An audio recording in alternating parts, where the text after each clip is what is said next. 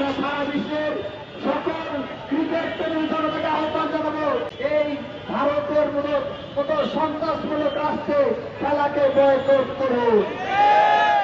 শ্রীলঙ্কা ভারতকে bold out করে দিয়েছে, নেপাল ভারতকে বোল্ড আউট করে দিয়েছে, 24 জুলাইয়ে আমরা বাংলাদেশের ছাত্র জনতা ভারতকে বোল্ড আউট করে দিয়েছে।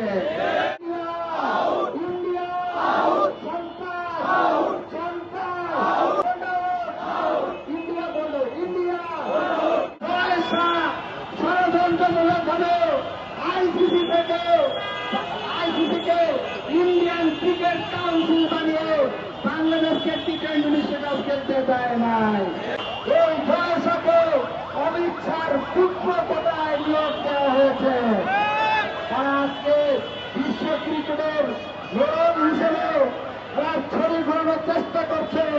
আজকে চাইলেই তারা পারত।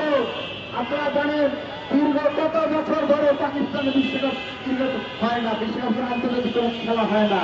কেন হয় না? কারণ পাকিস্তানে একটা সন্ত্রাসমূলক হামলা হয়েছিল। এ কারণে নিরাপত্তার ঝুঁকির কথা বিবেচনা করে কোন দেশ সে দেশে খেলতে চায় না এতদিন।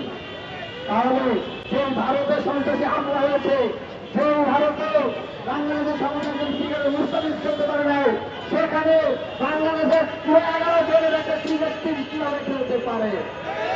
আমরা সারা বিশ্বের সকল ক্রিকেট প্রেমী জনতাকে আহ্বান জানাবো, যে সকল দলগুলো ক্রিকেট খেলে ক্রিকেট টুর্নামেন্টে অংশগ্রহণ করছেন, যে সকল দেশগুলো টি-20 বিশ্বকাপে অংশগ্রহণ করছেন, তাদের প্রত্যেকের মধ্যে আমরা উদাত্ত আহ্বান জানাবো, আপনারা সকলে এই ভারতের মতো সন্ত্রাসমূলক রাষ্ট্রে খেলাকে বয়কট করুন। ভারতের বলা আর চলবে না। শ্রীলঙ্কা ভারতকে বোল্ড আউট করে দিয়েছে, নেপাল ভারতকে বোল্ড আউট করে দিয়েছে, 24 জুলাইয়ে আমরা বাংলাদেশের ছাত্র জনতা ভারতকে বোল্ড আউট করে দিয়েছে। সুতরাং ভারতের আধিপত্য বাংলাদেশে আর ফিরবে না।